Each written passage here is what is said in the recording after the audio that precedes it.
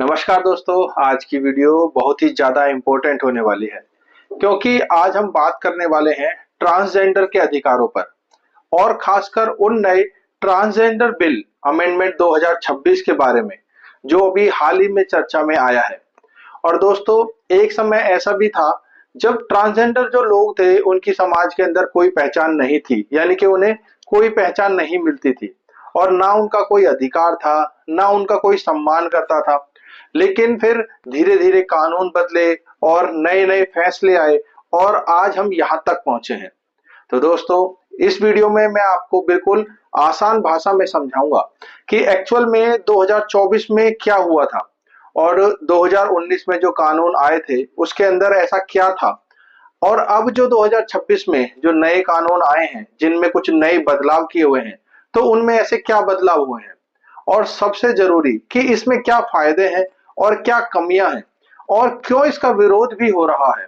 तो दोस्तों, वीडियो को पूरा जरूर देखना क्योंकि अंत तक आपको पूरा ये क्लियर हो जाएगा कि भाई एक्चुअल में इस पूरे अमेंडमेंट बिल के क्या फैक्ट थे। तो दोस्तों, कहानी की एक्चुअल शुरुआत होती है सन 2014 से, जब सुप्रीम कोर्ट ने एक ऐतिहासिक फैसला दिया था जिसे कहा जाता है NALSA versus union of India. ये बहुत ही महत्वपूर्ण फैसला था और इस फैसले में कोर्ट ने पहली बार कहा कि ट्रांसजेंडर भी थर्ड जेंडर है, यानी कि उन्हें भी कानूनी पहचान मिली।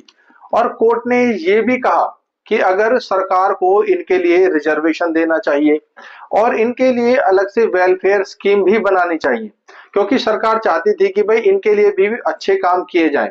और सबसे जरूरी बात थी कि इन्हें इज्जत के साथ जीने का अधिकार मिले।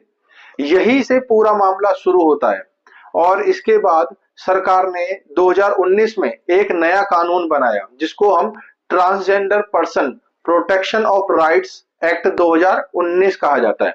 यानी कि सरकार एक कानून लेकर आई और इनके अधिकारों की बात की। अब इस कानून में ऐसा क्या क्या था, इसे अब आसान भाषा में समझते हैं। सबसे पहले डिस्क्रिमिनेशन को इलीगल कर दिया गया, यानी कि अगर कोई ट्रांसजेंडर के साथ नौकरी के अंदर या फिर शिक्षा में या फिर कोई भी हेल्थ में अगर भेदभाव करता है तो वह गलत माना जाएगा। और दूसरा जो था, इसका जो पहचान का इसमें अधिकार दिया गया। लेकिन यहाँ एक बड़ी बात थी, आपको ट्रांसजेंडर सर्टिफिकेट लेने के लिए डिस्ट्रिक्ट मजिस्ट्रेट के पास जाना पड़ता था, क्योंकि इस बिल में जो अमेंडमेंट किया गया था उनके अकॉर्डिंग मजिस्ट्रेट के पास ये पावर थी। और तीसरा ये था कि सरकार ने वेलफेयर स्कीम लाने की बात इसमें कही थी, जैसे कि एजुकेशन हो गया, हेल्थ हो गया और हाउसिंग हो गया आदि। इन सभी चीजों के बारे में गवर्नमेंट ने इसके बारे में कहा था। और कुछ परमिशन की शर्तें भी रखी गई कि अगर कोई ट्रांसजेंडर के साथ एब्यूज करता है तो उसको 6 महीने से लेकर 2 साल तक की सजा का प्रावधान भी रखा गया। 2019 के बिल में ये अमेंडमेंट की गई थी। और इसके अंदर 2019 का जो बिल था उसमें कुछ कमियां भी थी जिसके कारण इसका विरोध भी हुआ था। तो अब दोस्तों, यहीं से समस्या की शुरुआत हुई और सबसे बड़ी कमी जो थी ना इसमें ये थी कि भाई सेल्फ आइडेंटिफिकेशन पूरी तरीके से सही नहीं थी। यानी कि अगर आप खुद को ट्रांसजेंडर मानते हैं तो फिर भी आपको सरकारी अधिकारी से सर्टिफिकेट लेना पड़ता था। लोगों का ये कहना था कि भाई इसमें ये चीज की कमी है। और दूसरी जो सबसे बड़ी कमी बताई गई कि अगर कोई मेल से फीमेल या फिर फीमेल से मेल बनना चाहता है तो उसे सर्जरी का प्रूफ देना पड़ता था। बहुत सारे लोगों ने इसमें ये कमियां निकाली।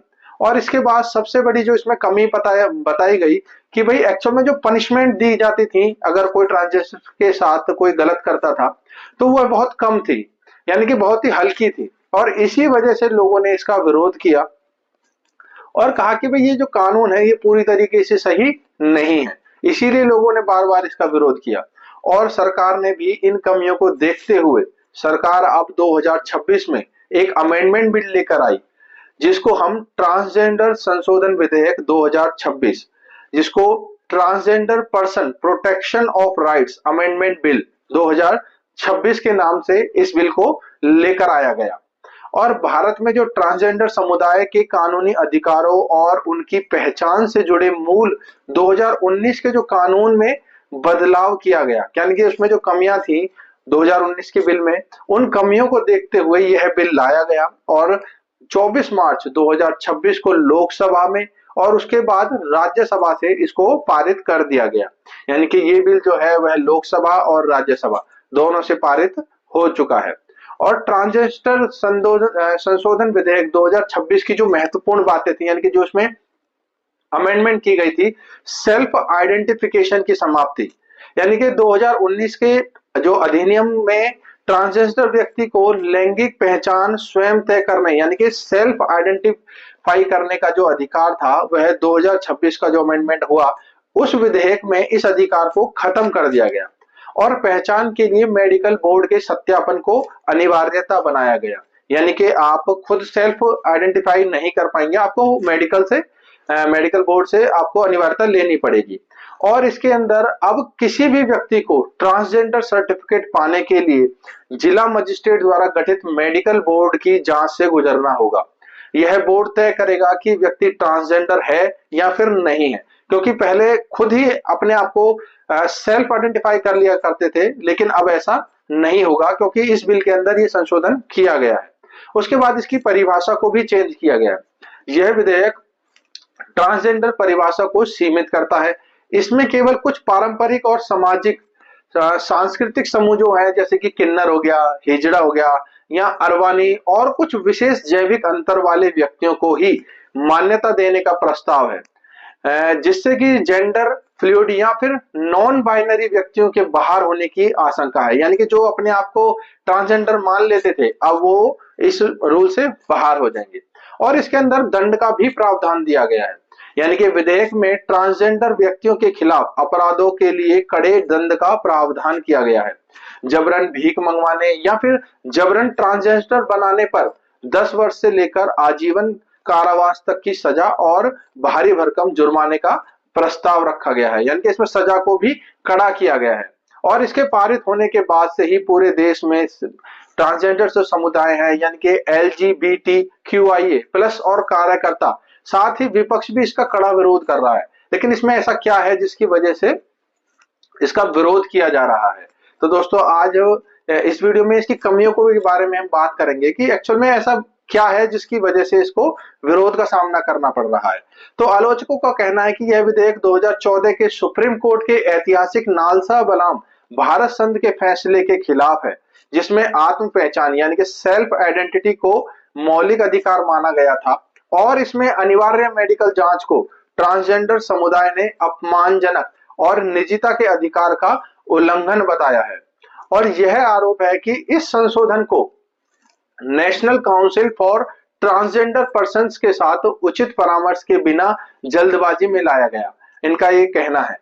और कार्यकर्ताओं का ये भी मानना है कि उनकी जो पहचान है अब एक खुद नहीं बल्कि राज्य सरकार तय करेगी, क्योंकि पहले जो था सेल्फ आइडेंटिफाई करने के बाद ही उनको ट्रांसजेंडर मान लिया जाता था, लेकिन अब ऐसा बिल्कुल भी नहीं होगा। और संक्षेप में अगर बात करता हूं तो यह बिल सुरक्षा के नाम पर ट्रांसजेंडर व्यक्तियों की स्वतंत्रता और आत्मनिर्णय के अधिकार को सीमित करता है, जिससे लेकर एक व्यापक जन आक्रोश हो रहा है और इसका विरोध हो रहा है। तो दोस्तों, इस बिल को लेकर आपकी क्या राय है, जल्दी से मुझको कमेंट में जरूर बताएं। तो दोस्तों, अगर आपको यह जानकारी उपयोगी लगी हो और आपको यह वीडियो पसंद आई हो तो दोस्तों वीडियो को लाइक जरूर करें और इस वीडियो को अपने दोस्तों के साथ जरूर शेयर करें, ताकि उनको भी इस अमेंडमेंट बिल के बारे में पता चल सके, नॉलेज हो सके। और ऐसे ही लीगल अवेयरनेस के लिए हमारे चैनल को जल्दी से सब्सक्राइब कर लें। और अगर आपका कोई सवाल है, आप कुछ हमसे पूछना चाहते हैं, तो आप हमसे कमेंट में पूछ सकते हैं, क्योंकि मैं आपके हर कमेंट को पढ़ता हूं और उस पर रिप्लाई जरूर देता हूं। तो अगर कोई भी आपका ऐसा क्वेश्चन है जो आप सोच रहे हैं, आपके माइंड में है, तो जल्दी से कमेंट में लिख दीजिए और जल्दी से चैनल को सब्सक्राइब कीजिए, क्योंकि हमारे द्वारा जो भी वीडियोस डाली जाती हैं सबसे पहले आप तक पहुंचे और कोई भी वीडियो आपसे मिस ना हो। तो दोस्तों, मिलते हैं अगली वीडियो में किसी और महत्वपूर्ण जानकारी के साथ। तब तक के लिए थैंक यू वेरी मच।